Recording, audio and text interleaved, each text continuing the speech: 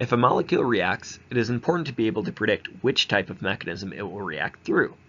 The first consideration is whether the leaving group is suitable to react at all. Our rule from the last section is that the leaving group needs to be at least as stabilized as carboxylate in order for it to leave. Assuming a reaction is possible, the next consideration is what type of substitution is on the electrophile. Some reactions aren't possible with certain types of carbons due to steric hindrance or due to instability of the carbocation. To differentiate between the remaining mechanisms, weigh attacking species strength and concentration, leaving group ability, and the effective solvent equally. If substitution and elimination come out as a wash after this consideration, consider whether the temperature of the reaction favors substitution or elimination. Let's walk through an example. This reactant has a chlorine. A chlorine is more stable than fluoride, which is our cutoff point, so it will react. This leaving group is on a secondary carbon. Secondary carbons can go through any mechanism, so we must consider all of the mechanisms. First, we consider the effect of attacking strength. Since bromine has a full negative charge, it will be a decent nucleophile.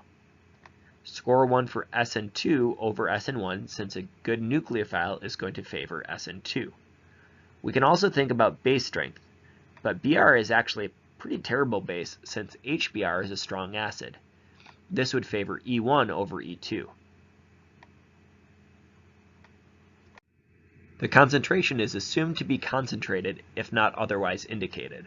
This favors SN2 over SN1. A strong base that is concentrated would favor E2, but Br- is not a strong base. We'll take a pass on elimination and not favor one over the other. If leaving group was strong, like an uncharged water, it would favor unimolecular reactions. Chlorine is not a strong or weak nucleophile. It really leaves all the options open. Finally, we take note of the polar aprotic solvent. This will favor bimolecular reactions.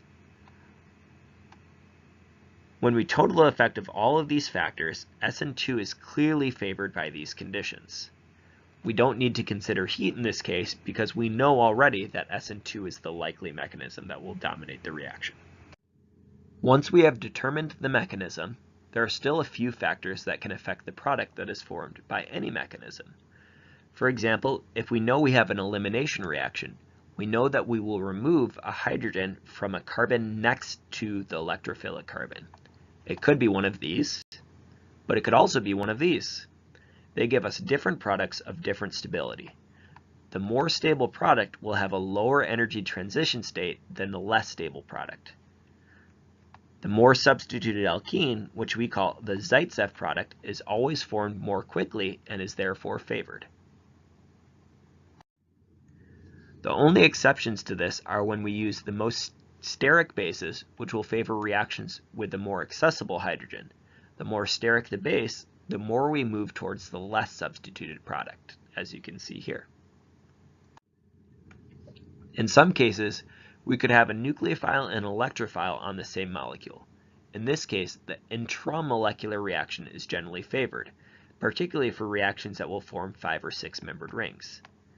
This is because the nucleophile and electrophile are always near each other and are effectively at higher concentrations. We can get more intermolecular reactions if we increase the concentration of the reacting species, since then different molecules are increasingly likely to collide and react. Another factor towards product selection is the reversibility of the reaction. When reactions are reversible, all possible products will be present in equilibrium. We indicate this with back and forth arrows. When reactions are irreversible, products will remain in whatever form they first react to make. This is the difference between thermodynamic and kinetic control, the first being thermodynamic and the second being kinetic. Reversibility and irreversibility is generally determined by the overall delta G of a reaction. If a reaction is significantly exergonic, it will be irreversible. If the reaction is endergonic or only a little exergonic, the reaction can just as easily occur in both directions. However, we can change this if a product is reacted or removed from the reaction vessel. Here are two examples of this. In an SN1 reaction with water, the protonated product is higher energy, but very quickly reacts irreversibly via a proton transfer, trapping the final product. On the other hand, the elimination product is slightly favored by the addition of heat, but can be further selected by distilling the product during the reaction. So far, if we were to try to identify a reaction that might be useful to us, we know that we want to have a decent leaving group. Anything with halogens or resonance-stabilized leaving groups will be able to react. Hydroxides and alkoxides are terrible leaving groups, but if they are an acid, the resulting water or alcohols are very effective leaving groups. In any case, we need to pay close attention to the possible alkene products and substitution products.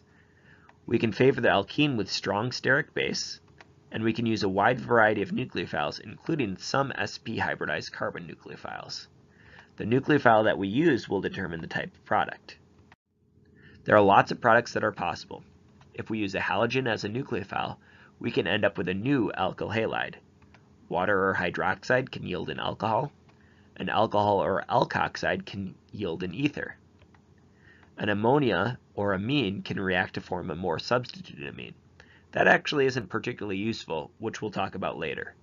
An alkyne can be deprotonated to become nucleophilic and make a longer alkyne, and a nitrile can form a cyanide in the same way.